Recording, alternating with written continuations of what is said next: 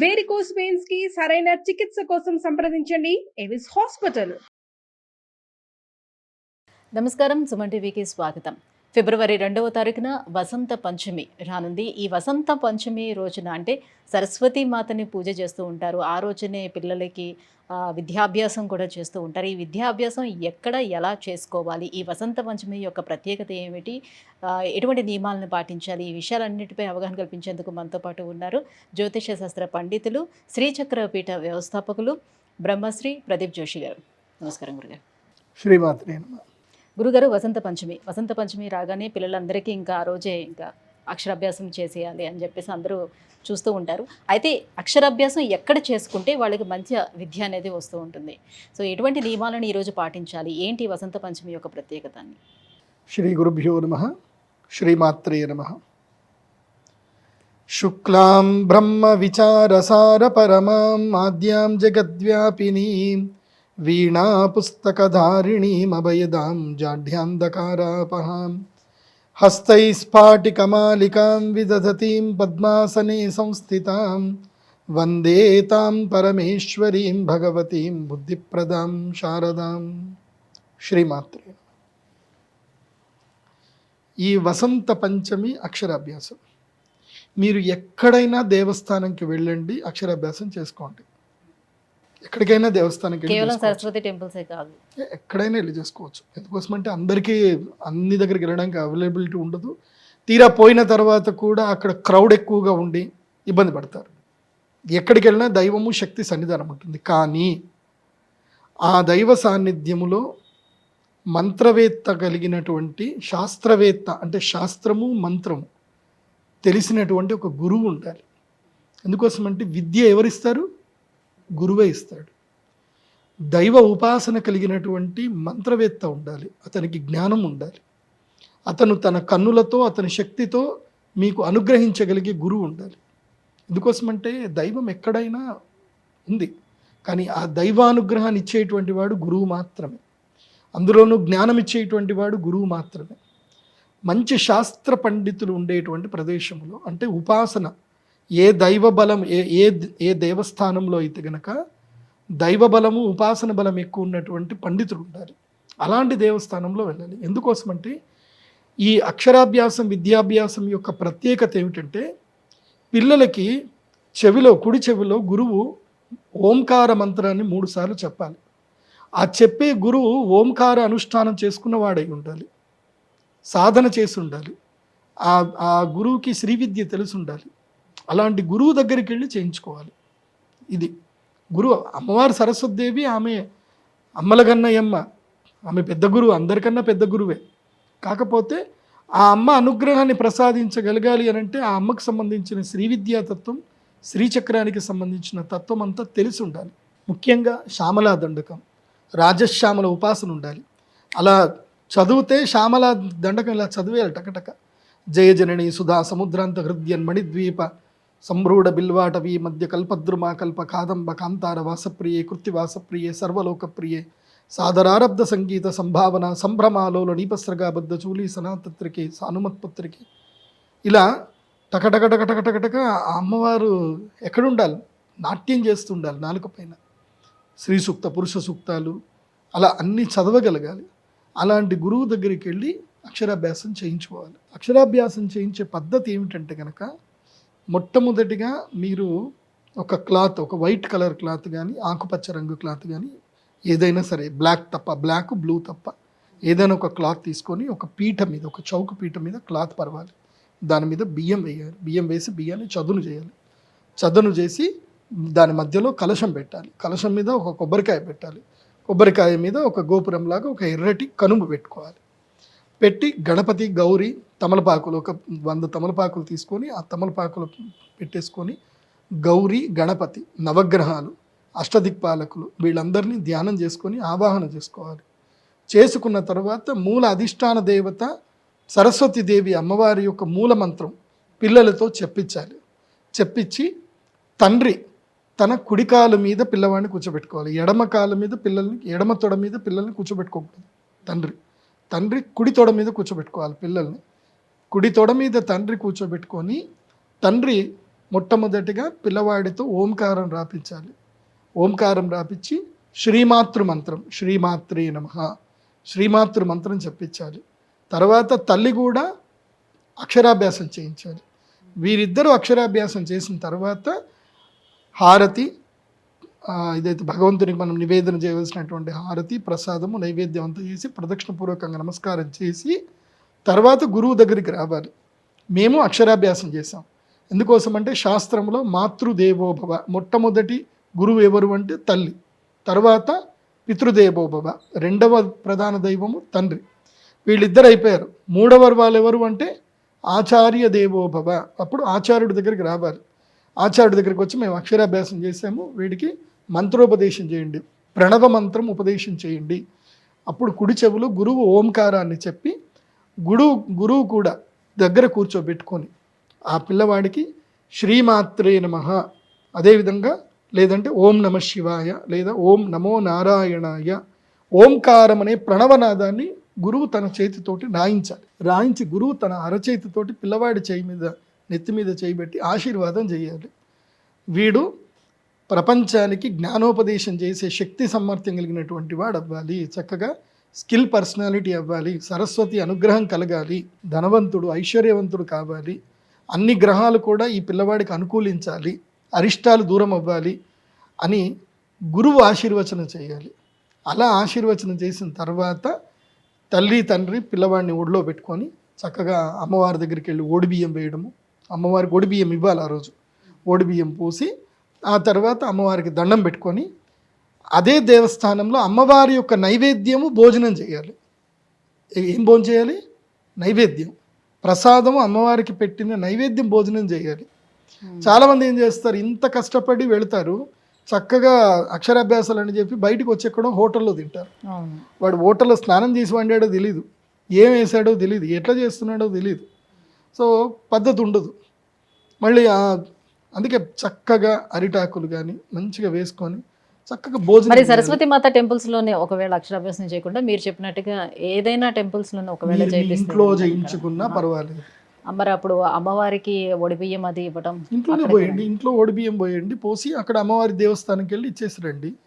ఇప్పుడు వసంత పంచమి అంటే అందరు కూడా బాసర సరస్వతి దేవస్థానానికి వెళ్ళిపోతారు. మోస్ట్లీ బాసర సరస్వతి అమ్మవారు మహాశక్తి పీఠం. అది సాక్షాత్తు వ్యాస భగవాన్ల వారు మహాభారతం రాసింది అక్కడనే, గణేశుడు కూడా అక్కడనే కూర్చొని మహాభారతం రాశారు అనేది ప్రతీతి. నాకు అమ్మవారు జ్ఞానోపదేశం చేసింది కూడా అక్కడనే. నాకు అమ్మవారి యొక్క పాదముద్రలు నాకు కనిపించాయి, గజ్జల శబ్దం వినిపించింది, పాదముద్రలు కనిపించాయి. ఇప్పుడు నా 9వ ఏటనే నాకు అమ్మవారి యొక్క అనుగ్రహం కలిగింది అక్కడనే. మా నాన్నగారిని ఆజ్ఞాపించింది, వీడు భవిష్యత్తులో మహాపండితుడు అవుతాడు, వీడిని గురుకులంలో వెయ్యు అని మా అమ్మ నాన్నకు చెప్తేనే నన్ను అక్కడిని తీసుకెళ్ళి గురుకులంలో వేసేసారు. నేను లేకపోతే వేరే ఏ సాఫ్ట్వేర్ కంపెనీలో చేసుకుంటూ టిక్టాకులు చేసుకుంటూ ఉండేవాడినేమో. మా నాన్నగారు చెప్పారు కాబట్టి మా నాన్నగారు నన్ను పంపించారు. నేను అక్కడ ఉండి అమ్మవారు ఉపాసన చేసినప్పుడు పక్కన కొలను ఉండేది బాసర్లో. నేను అక్కడ పద్ధతి ఏముండేనంటే, బాసర్లో ఒక పెద్ద చెట్టు ఉండేది, రావి చెట్టు. ఇంత డెవలప్మెంట్ ఏం లేకుండా బాసర్లో. దాని ముందంతా పార్కింగ్ ప్లేస్ ఉంటుండే, మంచి కోనేరు ఉంటుండే. అక్కడ దీక్ష తీసుకొని, బాసర దేనికి ప్రత్యేకత అంటే అక్కడ వెళ్ళి దీక్ష తీసుకొని తెల్లవారుజామున్నే 4 గంటలకు లేచి అమ్మవారికి అభిషేకం చేయడానికి అక్కడ కుండములో నుంచి నీళ్లు తీసుకొచ్చి అమ్మవారికి అభిషేకం చేస్తూ ఉంటే అమ్మవారి యొక్క నిజరూప దర్శనం చేసుకునే భాగ్యము అందరికీ దక్కేది. కూర్చొని అక్కడ ఉపాసన చేసేవాళ్ళకు. తర్వాత అమ్మవారికి 108 ప్రదక్షిణలు చేసుకునేవాళ్ళు. ప్రదక్షిణలు చేసుకొని అక్కడనే దీక్షాపీఠం పెట్టుకొని అమ్మవారి యొక్క మూల మంత్రము అక్కడ మాకు ఉపదేశం చేసేటువంటి వాళ్ళు ఆ దేవస్థానం యొక్క అర్చకులు. ఇప్పుడు అచ్యుతని ఒక ఆయన ఉంటుండే, అచ్యుతన్న అని చెప్పి వాళ్ళు మాకు ఉపదేశం చేశారు. ఉపదేశం చేసిన తర్వాత అక్కడ మంత్రం చదువుకోవాలి. 1,00,000 జపం కానీ 10,000 జపం కానీ చేసుకుంటూ ఉండాలి. మధ్యాహ్నము అంటే 11 అవుతూనే అమ్మవారి యొక్క కనుమిస్తారు. దేవస్థానం వాళ్ళే బ్రాహ్మణులే మనకు కనుమిస్తారు. అమ్మవారి యొక్క కనుమిస్తే ఆ కనుము 4 వైపులు ముడిగట్టేసుకొని దాన్ని కనుము ఇట్లా చేతిలో వేసేసుకొని బ్యాగులు లాగేసుకొని ఇటువైపు వేసుకొని భిక్షాటనకి వెళ్ళాలి. ఎక్కడ? బాసర వ్యాసపురి దేవస్థానానికి సంబంధించిన బ్రాహ్మణుల కుటుంబాలు ఎవరైతే బాసర విలేజ్లో వాళ్ళందరూ రెసిడెన్స్ అయి ఉంటారు. వాళ్ళ ఇళ్ళన్నీ కూడా ఒకళ్ళకొకళ్ళకి తెలుస్తూనే ఉంటాయి. వాళ్ళ ఇళ్ళకి వెళితే వాళ్ళు అక్కడ ఏం చేసేవాళ్ళు, ప్రతిరోజు వాళ్ళు వైశ్వానరము అగ్నిహోత్రం చేయగా మిగిలిన ప్రసాదం ఏదైతే ఉందో పక్కన పెట్టేవాళ్ళు. ఎవరు, ఈ దీక్షాపరుల కోసమని పక్కన పెట్టేవాళ్ళు కాబట్టి ఎవరైతే వస్తారో వాళ్ళందరికీ ఇంతింత అన్నం వేసేవాళ్ళు. అలా అన్నం వేసినప్పుడు వీళ్ళందరి ఇళ్ళ నుంచి అన్నం కలెక్ట్ చేసుకొని మళ్ళీ దేవస్థానంకి వచ్చి అమ్మవారికి ఆ ప్రసాదాన్ని చూపించి కొలను దగ్గరికి వెళ్ళి కొలంలో కొంచెం అది అన్నం వేసి మళ్ళీ అదే బట్టలోనే, మళ్ళీ ప్లేట్లో గీట్లో ఏం కాదు, మళ్ళీ దాంట్లో ఆవకాయలు గీవకాయలు ఏం యాడ్ చేసుకోవద్దు, వాళ్ళు ఏం వేశారో దాన్ని అలాగే తినాలి. తినేసి మళ్ళీ ఆ క్లాత్ కడుక్కోవాలి, అదే నీళ్ళల్లో క్లాత్ కడిగేసుకొని ఏం చేయాలి, మళ్ళీ ఆరేసుకొని మధ్యాహ్నం పూట కాస్త విశ్రాంతి తీసుకొని మళ్ళీ సాయంత్రం అమ్మవారికి భజన, రాత్రంతా మళ్ళీ జపం చేసుకొని పడుకోవాలి. మళ్ళీ తెల్లవారుజామునే 3:30కి లేవాలి, బ్రాహ్మీ ముహూర్తంలో లేవాలి, చల్లటి నీళ్ళు స్నానం చేయాలి, అమ్మవారి అభిషేకం చూడాలి, అమ్మవారి బండారు తీసుకోవాలి, బండారు నోట్లో వేసుకోవాలి, ఇట్లా తిరగాలి. ఇది బాసర దేవస్థానానికి సంబంధించిన ఒక పద్ధతి. ఈ రాను ఎండోమెంట్ కల్చర్ చేంజ్ చేసిందంటే ఈ దేవస్థానానికి సంబంధించిన వచ్చిన ధనమంతా కూడా ఆ అర్చకులే తీసుకొని వాళ్ళు అందరూ పంటలు పండించి ఈ దేవస్థానంలో దీక్ష తీసుకునే వాళ్ళందరికీ వాళ్ళు అన్నదానం చేసేవాళ్ళు. వీళ్ళందరూ వచ్చేసి పంతుల్ని అందరిని ఏం చేస్తారంటే, ఎవరైతే అర్చకులు ఎవరైతే దైవ సంపన్నులు ఎవరైతే ఉంటారో వీళ్ళందరినీ లేబర్ కిందకి మార్చేశారు ఎండోమెంట్ డిపార్ట్మెంట్. అంటే మీరు నెల జీతగాళ్ళు, మీకు ఇంత నెల జీతం ఇచ్చేస్తాము అన్నట్టు మార్చారు. అది చాలా తప్పు పని చేశారు. బాసర్లో తప్పు జరిగింది. ఇప్పుడు ఈ మధుకర వృత్తి చేయడానికి ఎవరింట్లోకి వెళ్ళినా వాళ్ళకి ఇప్పుడు వాళ్ళు వేయాలంటే వాళ్ళ ఇంట్లో కూడా బియ్యం రావాలి కదా, వాళ్ళకి దైవం నుంచి వాళ్ళకి సంపద వచ్చేది కాబట్టి వాళ్ళు అన్నం వేసేవాడు. ఇప్పుడు రాను ఏమైపోయిందంటే ఉపాధి తగ్గిపోయింది కాబట్టి బ్రాహ్మణ కుటుంబాలు తగ్గిపోయాయి. ఇప్పుడు 3-4 మధుకర వృత్తికి వేస్తున్నారు, వాళ్ళు వదలట్లే, కొంతమంది అయితే వేస్తున్నారు. కానీ ఎన్నో కుటుంబాలు అమ్మవారి యొక్క సేవను వదిలేసి వెళ్ళిపోయాయి. అందుకే నాకు బాసరికి వెళ్ళాలంటే కొంచెం బాధ అనిపిస్తుంది నాకు. ఇప్పుడు సరస్వతి అమ్మవారి యొక్క శక్తి అక్కడ ఉంది. శక్తి దేనివల్ల ఉంది? మంత్రము వల్ల శక్తి ఉంది, అనుష్ఠానం వల్ల శక్తి ఉంది. అనుష్ఠానము లేదు, మంత్రము లేదు, శక్తి ఎక్కడ ఉంటుంది? ఉండదు కదా. నువ్వు రోజు లాక్కుంటూ వెళ్ళిపోతా ఉన్నావు, కానీ శక్తిపాతం చేయాలి కదా. అక్కడ శ్రీచక్రానికి శక్తిపాతం చేయాలి కదా. బాసరలో ఒకే ఒక చోట ఐరావత, కూర్మ, నాగ, శ్రీచక్రం అక్కడ ఉంది. అంటే గరుత్మంతుడు, ఐరావతము, నాగ, తర్వాత అశ్వదళము, ఇవన్నీ కడుపుకున్నటువంటి పంచప్రాకార శ్రీచక్రం అక్కడే ఉంది, ఇంకెక్కడా లేదు, భారతదేశంలో ఎక్కడా లేదు. అది వ్యాసుల వారు పెట్టినటువంటి శ్రీచక్రం అది. అందుకే వసంత పంచమి రోజు ప్రతి ఒక్కరూ బాసరికి వెళ్ళాల్సిందే, దర్శనం చేసుకోవాల్సిందే. కాకపోతే ఈ పద్ధతి ఏదైతే ఉందో, ఈ భోజన పద్ధతి, మధుకర పద్ధతి ఏదైతే ఉందో, ఇది అమ్మవారు నాకు అప్పచెప్పింది. నేను అదే పద్ధతి కోసం అని చెప్పి నేను అక్కడనే దేవాలయం ఎప్పుడు వెళ్ళినా కూడా అమ్మవారి దగ్గరికి ఒక రాత్రి నిద్ర చేసి తర్వాత నెక్స్ట్ డే భిక్షాటన చేసి సో అలాగ పూర్తి చేసుకొని రావాలి అని అంటారు. బట్ ఇప్పుడు మనం ఇలా వెళ్ళి దర్శనం చేసుకుని అలా వెంటనే వచ్చేస్తున్నాం, అదేదో సొల్యూషన్ చెప్పి సిగ్నేచర్ చేసి వచ్చినట్టు వస్తున్నాం. సనాతన ధర్మంలో, హైందవ ధర్మములో దైవ దర్శనము అంటే అర్థం ఏంటంటే దైవం దగ్గర ఒక రాత్రి గడపడం, దైవ ఉపాసన చేయడం, శక్తి ఉపాసన చేయడం. పైన కాళికా అమ్మవారు ఉంటారు, చాలా పవర్ఫుల్ కాళికా అమ్మవారు. ఒకప్పుడు ప్రతీతి ఉండేది, రాత్రి ఎవడన్నా బయటకు పోతే కాళికా అమ్మవారు తినేసేది అని చెప్పి ప్రతీతి ఉండేది. అక్కడ అంత శక్తి ఉండేది అక్కడ బాసర్లో. ఇప్పుడు అంత నీరుగారిపోయింది, మొత్తం దాన్ని కమర్షియల్ చేసి పెట్టేశారు. ఒక commercial complex, come give me money అయిపోయి కమర్షియల్ కాంప్లెక్స్ చేసి పెట్టేశారు దాన్ని. పోనీ డబ్బులు తీసుకుంటే తీసుకోండి, భక్తులకి ఆ సౌలభ్యత ఇవ్వాలి కదా. మొదలు బాసర అమ్మవారి దగ్గరనే ప్రాకారంలోనే దీక్ష కూర్చునేవాడు. ఇప్పుడు ఆ దీక్షలు ఏం లేవు, ఏమనుంటే దీక్షలు మీరు ఆడ బయట ఏదైనా హోటల్ నుండి చేసుకోరు అంటున్నారు. దీక్షాపీఠం లేదు, చాలా తప్పు చేస్తున్నారు. అండ్ ప్రధానంగా అక్కడ ఉండే రావి చెట్టును కొట్టేసేది కాదు, ఆ చెట్టును మొత్తం కొట్టేశారు. శక్తి అక్కడ ఉండేది, వృక్ష రూపంలో శక్తి ఉండేది, దాన్ని కూడా కొట్టేశారు. ఇప్పుడు ఏదో చేస్తున్నారు, ఏదో నడుస్తున్నాయి. ఏముంటుంది, ఓ విఐపి లీడర్ తీసుకెళ్తే కూర్చోబెడతారు, మామూలు మనిషిని అయితే కూర్చోబెట్టలేరు. సో ఇట్లా జరుగుతుందన్నమాట. ఒకప్పుడు సాంప్రదాయాలు వేరు, ఇప్పుడు ఆ సాంప్రదాయాలన్నీ అటకెక్కేసాయి. ఈ వసంత పంచమి రోజున మీ దగ్గర ఎటువంటి పూజా కార్యక్రమాలు అవలంబిస్తున్నారు? నేను చెప్పేది ఏంటంటే, మీరు ఎవరైనా సరే బాసరకు రండి, అమ్మవారి దర్శనం చేసుకోండి. లేదంటే వసంత పంచమికి మా శ్రీచక్ర పీఠానికి రండి. pradeepjoshi.com వెబ్సైట్లో మా టెంపుల్ అడ్రస్ ఉంటుంది, వసంత పంచమికి సంబంధించిన వ్యవహారం ఏముంది, ఏం కథ అన్నీ ఉంటాయి. నేను అందరికీ పలకలు ఫ్రీగా ఇస్తాను, అందరికీ నా చేతితోటి అక్షరాభ్యాసం ఫ్రీగా చేసిస్తాను, అందరికీ నేను ఉపదేశం చేయిస్తాను. సంవత్సరంలో 3 రోజులు అమ్మవారి యొక్క అనుగ్రహం శక్తిపాతం ఉంటుంది నా దగ్గర. 3 రోజులు నేను అవైలబుల్ ఉంటాను, సంవత్సరానికి 3 రోజులు శక్తిపాతం నేను ఇవ్వగలుగుతాను. ఆ రోజు అమ్మ నన్ను అనుగ్రహిస్తుందని నాకు నమ్మకం ఉంది. వసంత పంచమి రోజు మీరు ఏ సమస్య ఉన్నా ఏది ఉన్నా నన్ను వచ్చి కలవచ్చు, మాట్లాడచ్చు. తెల్ల ఆవాలు అభిమంత్రణం చేసిస్తాను శత్రుబాధ విముక్తి అవ్వడానికి. మీకు చదువు సరిగ్గా రావట్లేదు, జ్ఞానం సరిగ్గా లేదు, లవంగాలు తెచ్చుకోండి 100 గ్రాములు, అభిమంత్రణం చేసిస్తాను. లేదు మీకు ఆరోగ్య సమస్యలు ఎక్కువగా బాగా ఇబ్బంది పెడతా ఉన్నాయి, బెల్లము తెచ్చుకోండి, దాన్ని అభిమంత్రణం చేసిస్తాను, ఆరోగ్య సమస్యలు తగ్గుతాయి. జ్ఞాపక శక్తికి, విద్యా జ్ఞాన శక్తికి లవంగాలు, శత్రుబాధకి తెల్ల ఆవాలు, ఆరోగ్యమునకు బెల్లం. ఇవి కొంచెం కొంచెం తెచ్చుకోండి, నేను మంత్రించి ఇస్తాను. అవి తీసుకెళ్ళి నేను చెప్పినట్టుగా వాడుకోండి. ఆ ఒక్కరోజు నేను అందరికీ అవైలబుల్ ఉంటాను. సో వీళ్ళకేం డబ్బులు ఏమి అడగను, అభిమంత్రం చేసేయడానికి. కేవలం అక్షరాభ్యాసం చేయడానికి మాత్రమే కాదు, సో పిల్లలు ఎవరికైనా చదువు సరిగ్గా రావటం లేదు, రండి, ఎవరైనా సరే రండి. మీ పిల్లాడు ఇంటర్మీడియట్ చదువుతున్నా వాడు సరిగ్గా చదవట్లేదు, వాడికి ఏం బుద్ధి లేదు, రండి, వాడికి నెత్తి మీద చేయబెడతాను, అనుగ్రహిస్తాను.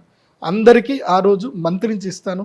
అందరికీ అన్నదానము ఫ్రీగా ఉంటుంది, అందరూ అన్నదానం చేసుకోండి. అక్షరాభ్యాసం కూడా ఫ్రీగానే ఇస్తున్నాను. కాకపోతే మీకు ఇష్టం ఉంటే మీరు ఏదైనా సరే ఒక ప్రోడక్ట్ కొనుక్కుంటే, మా ఇంత కార్యక్రమం చేయాలంటే నా దగ్గర కూడా డబ్బులు రావాలి కదా. సో మీరు ఏదైనా ఒక ప్రోడక్ట్ కొనుక్కుంటే అక్షరాభ్యాసం మీకు ఫ్రీగానే ఉంటుంది. అక్షరాభ్యాసం అందరికీ ఫ్రీగానే, అందరికీ బలపం ఫ్రీనే. నా చేతితోటి నేను అందరికీ అక్షరాభ్యాసం రాయిస్తాను.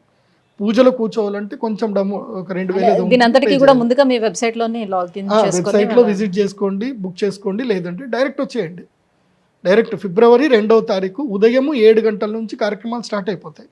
అదే రోజు రాజశ్యామల యాగం కూడా ఉంది. ఇప్పుడు రాబోయేటువంటి ఎలక్షన్స్ వస్తున్నాయండో, జెడ్పీటీసీ ఎలక్షన్స్ ఉన్నాయి, ఎంపీటీసీ ఎలక్షన్స్ ఉన్నాయి, నెక్స్ట్ మున్సిపల్ ఎలక్షన్స్ కూడా ఉన్నాయి. మరి గెలవాలి, ఎవరి అనుగ్రహం కావాలి? రాజశ్యామల దేవి అనుగ్రహం కావాలి. అనుగ్రహం రావాలి అని అంటే ఈ యజ్ఞంలో పాల్గొనాలి, రాజశ్యామల యజ్ఞంలో పాల్గొనాలి.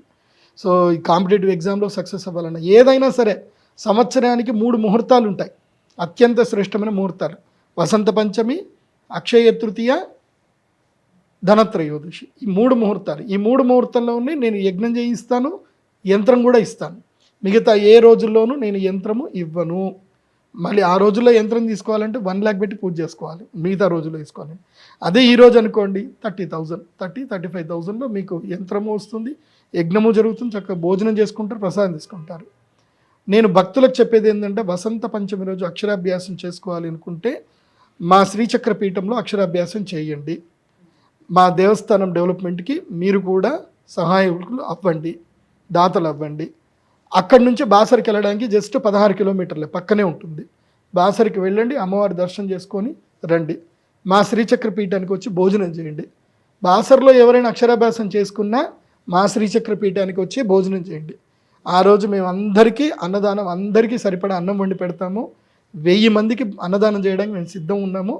సో మీరు ఒకవేళ బాసర్లో చేసుకున్నా ఎక్కడో పడి తినకండి, ఇష్టం వచ్చినట్టుగా తినకండి. ఆ రోజు పూజ జరిగింది కాబట్టి. రాజశ్యామల యాగం కూడా దాంతో పాటుగానే చేస్తారు. రాజశ్యామల యాగం 9 గంటలకు ప్రారంభం అవుతుంది, 7 గంటల వరకు అందరూ వచ్చేసేయాలి. అక్షరాభ్యాసాలు అమ్మవారి దేవాలయంలో కంటిన్యూ జరుగుతూనే ఉంటాయి. అమ్మవారి సన్నిధానంలో శ్రీచక్రం దగ్గరనే, అంటే మా దగ్గర 360 kgల పంచలోహ శ్రీచక్రం ఉంది, పెద్దది. సో ఆ పంచలోహ శ్రీచక్రం దగ్గరనే అక్షరాభ్యాసాలు జరుగుతూ ఉంటాయి కంటిన్యూగా. మార్నింగ్ 8 o'clock నుంచి ఎవ్రీ 1 hourకి ఒక అక్షరాభ్యాసం సెషన్స్ నడుస్తూనే ఉంటాయి అమ్మవారి సన్నిధానంలో. అక్షరాభ్యాసం అవ్వడము, అక్షరాభ్యాసం కాగానే అందరూ వెళ్ళి అమ్మవారి దగ్గరికి వెళ్ళి మీ పిల్లల్ని అమ్మవారికి ఒళ్ళోని కూర్చోబెట్టి దండం పెట్టేసుకొని మీరు బయటకు రండి. మేము అలో చేస్తాం, అమ్మవారి దేవస్థానం లోపలికి పోవడానికి కూడా మేము అలో చేస్తాం. మేము ఎవరిని రిస్ట్రిక్ట్ చెయ్యం. బికాస్ అంత కష్టపడి మీరు అమ్మవారి సాన్నిధ్యానికి వెళ్ళిపోతే ఎట్లా? వెళ్ళండి, అందరూ అమ్మవారి సాన్నిధ్యానికి వెళ్ళండి. మీ పిల్లాడిని అమ్మవారి ఒళ్ళో కూర్చోబెట్టండి, దండం పెట్టుకోండి. తర్వాత అక్షరాభ్యాసము అంత అయిపోయిన తర్వాత యాగం జరుగుతుంది, యాగంలో పాల్గొనండి, లేదంటే కూర్చోండి. యాగం మొత్తం అయిపోయిన తర్వాత అన్నదానాలు జరుగుతూ ఉంటుంది. అప్పుడు నేను అందరికీ అక్షరాభ్యాసము, అభిమంత్రణం అన్నీ ఇస్తాను. మధ్యాహ్నం 2 గంటల నుంచి ప్రారంభం చేసుకొని సాయంత్రం 6 గంటల వరకు, 6-8 గంటల వరకు అందరికి ఇస్తాను. మా శ్రీచక్ర పీఠంలో ప్రత్యేకత ఏంటంటే, అక్షరాభ్యాసం చేసే ప్రతి ఒక్కరికి కూడా శ్యామలా దండకము ఫ్రీగా ఇస్తాము. అలాగే మీరు వేసుకున్నారు చూడండి మాతంగి మాల, ఇది సరస్వతి మాల అంటారు. ఈ మాతంగి మాల ఎవరెవరు యాగం చేస్తారో, ఎవరెవరు అక్షరాభ్యాసం చేసుకుంటారో వాళ్ళందరికీ కూడా ఇవ్వడం జరుగుతుంది. బట్ దానికి డొనేషన్ అయితే చేయాల్సింది ఉంటుంది. సో మాతంగి మాల వేసుకోవాలి ఆ రోజు, శ్యామలా దండకం చెప్పించుకోవాలి. అండ్ రాత్రి 7 గంటలకి అమ్మవారికి హారతి ఉంటుంది, పెద్ద హారతి ఉంటుంది, లలితా సహస్రనామ పారాయణం ఉంటుంది. రాత్రి 7 గంటలకు పారాయణం చేసుకున్నాక కార్యక్రమాలు అయిపోతాయి. సో మా శ్రీచక్ర పీఠానికి ఉదయం 7 గంటల నుంచి స్టార్ట్ అవ్వాలి. మీరు ముందు రోజు వచ్చి ఫిబ్రవరి 1వ తారీఖుకి వచ్చి అక్కడ పడుకుంటారంటే కూడా వచ్చి పడుకోండి. లేదు ఫిబ్రవరి 5వ తారీఖు మీరు అక్కడనే నిద్ర చేస్తారన్నా యువర్ వెల్కమ్, మీరు హాయిగా నిద్ర చేయండి. అది గురుగారు, వసంత పంచమి యొక్క ప్రత్యేకత ఏంటి? అమ్మవారిని ఎలా ధ్యానించుకోవాలి, అలాగే పూజా కార్యక్రమాలు ఏవి ఎలా చేసుకోవాలి, ఈ విషయాలన్నీ కూడా ఇంత క్లియర్గా తెలియజేసినందుకు ధన్యవాదాలండి. శ్రీమాత్రే.